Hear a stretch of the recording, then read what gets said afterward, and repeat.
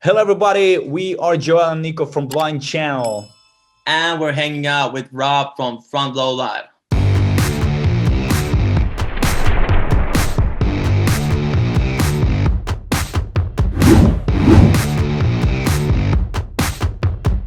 All right, what's up, Blind Channel? I am super excited to finally be talking to you guys. I have to admit, this new record, which is your fourth album, is the first introduction of the band for me, and I am super hooked on the band. This record is a masterpiece, so I really want to dive in and talk about that creative process for this album. And did you really know you were writing this album? Like, what was that initial writing process, and what song kind of kickstarted it for you guys?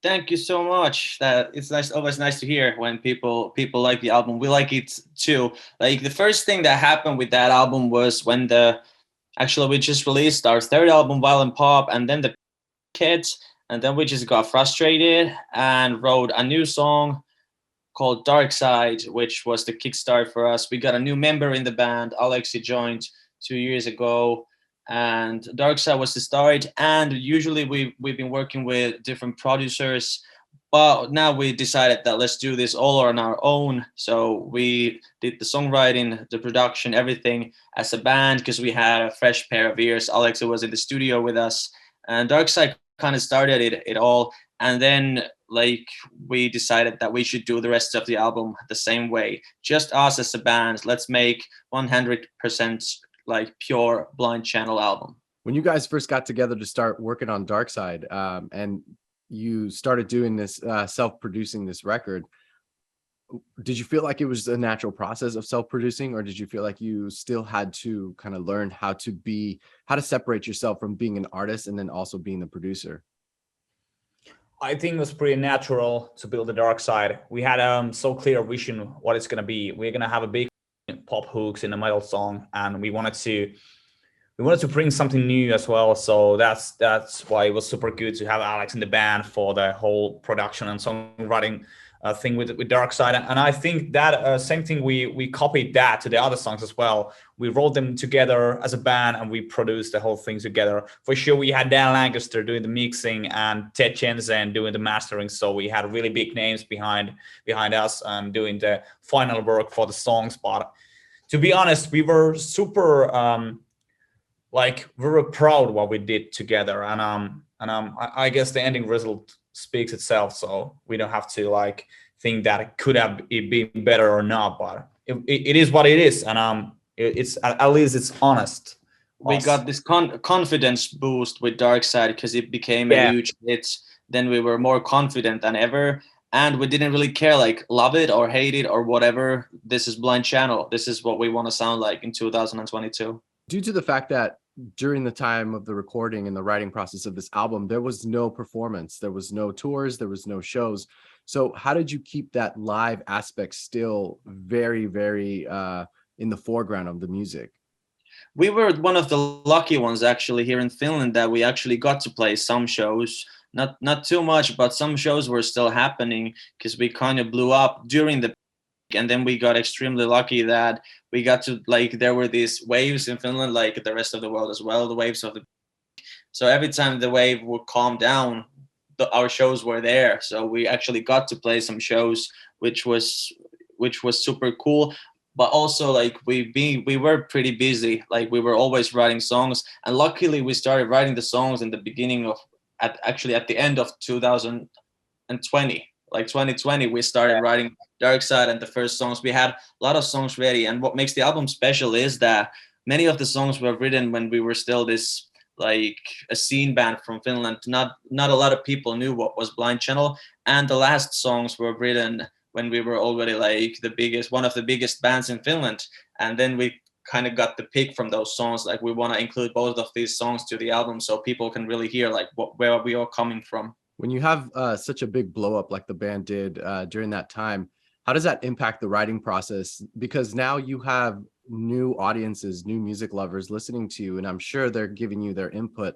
So how do you stay true to yourself instead of listening to everybody else's, I want this, I want to hear that?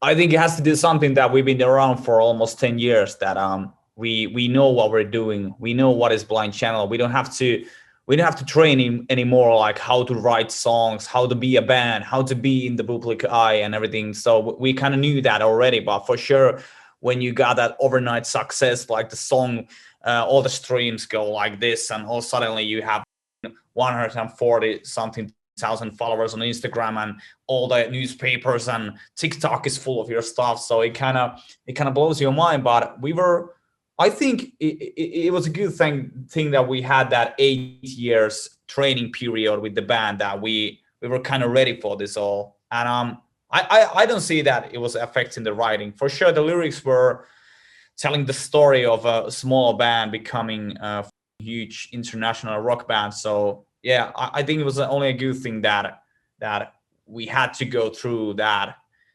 shit, and also good things with the fame. How did you guys go about the writing process of this journey that you give us with this new record? Was this something that basically like you came into it knowing what you were writing, or was this something that revealed itself as you were writing more and more material for this album?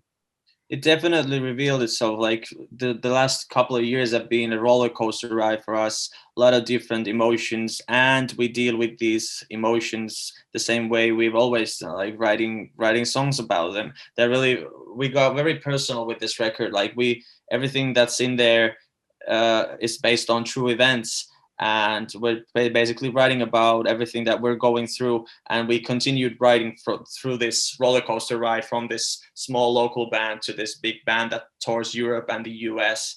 So yeah, that's why there's a lot of different emotions on that album. The fact that you guys are opening up more, you're being more personal, more vulnerable, how does that affect or impact your vocal tones that you do during the singing of these songs? I think we've been singing this way since we were teenagers. When we started this band, we were just evolving as singers. Our voices are more powerful. We know how to use it. We're not breaking the voice anymore during the tour. Like, we know what we're doing better, and that's a good thing. But there's also this like, sorry, yeah, like I have to say this weird, like this magical stuff that doesn't have anything to do with vocal technique or anything, but this X Factor kind of thing that, like, if we were singing that paparazzis in the avenues, if we sing that line like yeah. 4 years ago, it wouldn't have the same ring on it because it wasn't true back then. But now when these things are actually happening, there's something, like when it's actually happening, there's some magic, like in when you're telling things that you've actually experienced. It adds something to some. I just call it magic because I don't know what it is. Maybe it's experience or something like that. But that was like, I sorry, I just had to say, because it's even creepy. It's a cool point. But yeah, technically, just what y'all said, that we've been singing like this since the beginning. But maybe the topics have changed a bit, and now we can sing about more things because we've experienced more things. Do you guys feel that now the writing process is a lot easier because of those experiences, or do you feel like it's harder because there's so many different experiences and emotions that you guys can write about now? I think in the future, like after this album, we kind of want to make something that is in the line. Like, we want to have the exact emotion we're gonna write. We don't want to like go there and there and there and mess up with everything, because we're kind of used to this thing that what is happening. Like, we are famous, we tour, we have sold out shows everywhere around Europe, and we're kind of like we're dealing with this right now, and the dealing is the album. But we don't have to deal it anymore with the next album, because we already know what it is. So I think we are more clear with what we're gonna write in the future. And we always write about the same stuff. Like, we write about things that piss us off, like Yeah. things that make us angry. Like the topics that make us angry, they've changed, but this music still has a sense of therapy for us. Like, because we're always getting mad at something, and then let's make a song out of it. And like the newest album is definitely like, there's a lot of mood swings going on. Like, at one song you're the king of the world, you're the Balboa, always coming back, and at one point you're the bad idea, you're like the worst person ever. So there's a lot of mood swings, but that's been happening like during the past couple of years. We've had a lot of mood swings. Now, as far as production goes, was Alexi the main producer for this album, or was this entirely like the full band? Everyone was putting their input during the producing process. I Alexi was think definitely the one like sitting on the computer. Like he's that guy usually in the studio. He's the one who sits at the computer. But I'd say that we all did the production job as well. yeah, we had a lot of ideas, and like for example, when we are recording drums, we have this one guy also like doing the recording and giving tips for how the snare could sound and all that stuff. But I think it's a really good mixture of different kind of guys with the different backgrounds as a musician, and all suddenly there's something really fresh and new, what we call violent pop, like the genre we have. And yeah, like Nico said, Alex was the one behind a lot, no Pro Tools, and there was just Yeah. so many brains also. Yeah. You guys mentioned Dark Side basically started once Violent Pop was out. Do you feel like there's a big evolution from Violent Pop to this new album? And if so, what was it? Maybe I the think fact yeah, that we got a new member. Alexi joined the band. Like he was some fresh blood in the band, and maybe as well as the fact that we, when so many changes happened after Dark Side, I think like something clicked in our heads as well. Like we became more confident as songwriters, as performers, as everything. Going back to vocals, what did you feel the two of you did differently this time around with your own vocal tones? Did you find yourselves doing new vocal ranges or kind of learning to sing new vocal ranges during the process of this album? I think Balboa, for example, was something new for me because I was like, every time back in like the three first albums, I was singing super high and super powerful vocal chords. But with Balboa and Bad Idea, I found this really soft and low vocal tone that was working really well. So yeah, there was some evolving, but I think we are still the same band doing the same thing. We're the angry young man shouting about the things that pisses us off, and yeah, we just Yeah, evolve yeah, and I vocal. think like one of the new things was like, for example, that Joel doesn't always have to be like screaming his lungs out. He can also like sing a bit lower, and then maybe like I've always been the chameleon guy. Like I'm screaming or rapping or singing these pop hooks. So I guess I found my own sound during this album. Like it started with Dark Side, the every psycho in the scene, hands up and follow me thing. Like that's not screaming, that's not rapping, that's something in between, and that's something like that we all realized that we should do more of that because it sounds pretty unique. So maybe that was also a important thing we learned, like or I learned about my voice during this album, making this album. Nico, how do you change your vocal tones, techniques, or ways like melodies throughout every song? Just because you do go from singing to being melodic to being a rapper, like that transition process during that song, like is it just a natural progression for you, or is that something that you still find yourself trying to figure out how to do it and execute it in a way that doesn't feel like you're trying? It doesn't feel like trying anymore. It did feel like trying for a long time, but I think I've just done a lot of it. Like we played so many shows, and like since the beginning, like I said, I was the chameleon guy. Like I thought that because Yoel has this really recognizable own sound. I didn't have that when we started, so I just kind of thought that I need to be like my voice needs to be able to do whatever Blind Channel needs. Is it screaming, rapping, that stuff? So I started learning, and it felt like trying for a long time. But nowadays, it comes really naturally. Like I'm starting to know what I'm doing. Now, as far as like these 11 tracks on the record, what would you say was the biggest challenge to either write, finalize, or record, and why? Really soft question. Maybe the final track, "Thank You for the Pain." We had to find the perfect way how to end the album because we wanted it to be super emotional, and we ended up using the sample of our first interview back in 2014. We are speaking Finnish in I think it was in our hometown, and it was just small interview we did, and we wanted to sample the interview to the outro. And I think it turned out to be really emotional for a lot of fans because they don't, many fans, they don't understand what we're saying in that, but they know the story. So it was really emotional. And I think that was one of the hardest parts to find. What is the perfect outro for the album? Yeah, Bad Idea was also like a bit Yeah, difficult because we needed to find like the perfect like combination of our like more metal stuff and the pop stuff. We didn't want it to be too pop song, but also we didn't want to ruin it by turning it to very metal song. So we did a lot of different version, mostly a lot of different versions, mostly with the instruments that like. Do we use real drums or electronic drums? Which gonna keep guitar tuning we're gonna do, all that stuff. So we made a lots of different versions. I think they're actually released those versions. Like there's a different one on Spotify and different one on the album because we really couldn't choose like what we do with this song. So there are a lot of different versions around. What would you say the album title came? Was it during the writing process or was it once you guys finalized? Because I really love the title, Lifestyles of the Sick and Dangerous. It was also like very in the beginning, like when we made Dark Side, and Dark Side was missing one line in the pre-chorus part.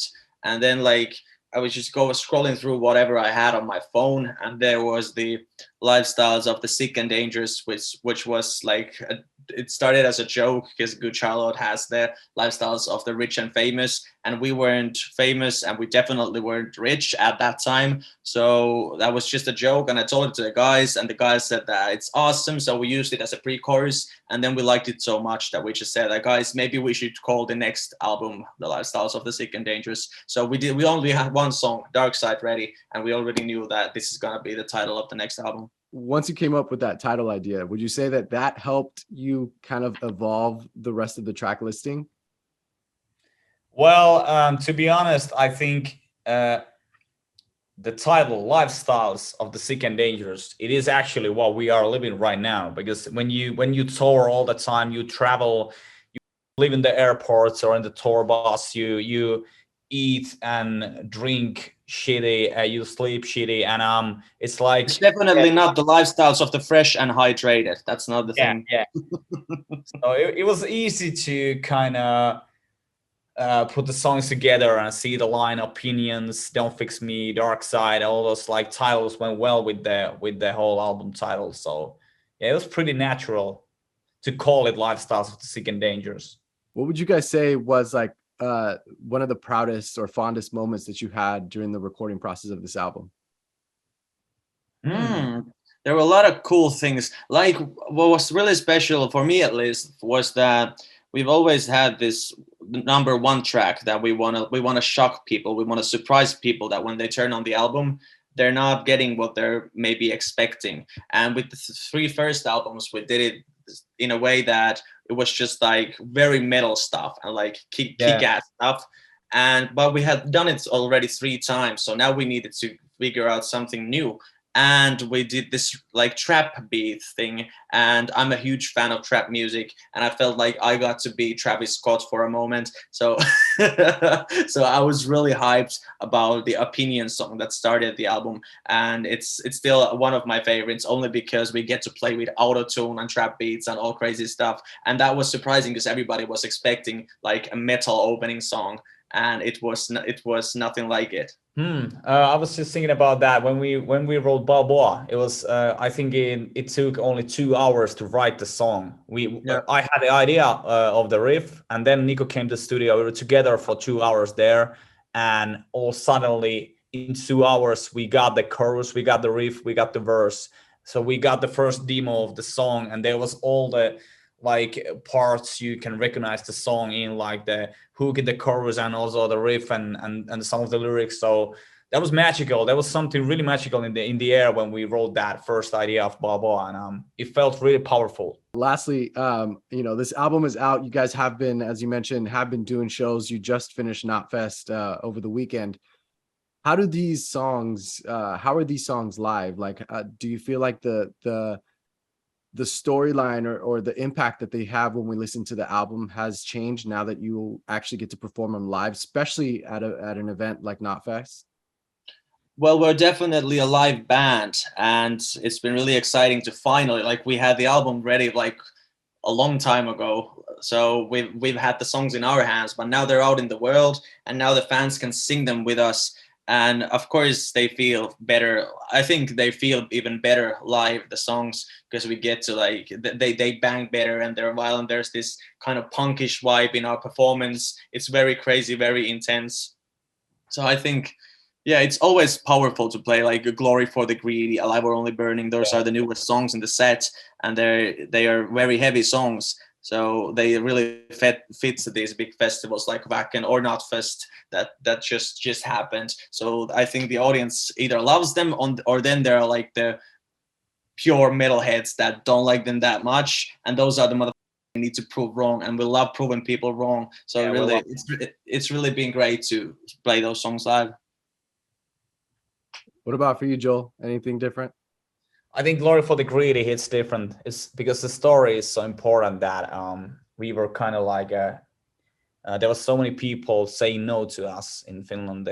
All the labels, all the big medias were like, you're not gonna be like you're not gonna be the biggest band from Finland, and you're not gonna make it. And all suddenly, when things started to happen really fast, we wanted to make a song about those greedy assholes that say no to us. So it's really emotional to scream the final Glory for the Greedy line when we're playing live, and I'm on my knees on the front of the stage just screaming so loud. It just hits different for me.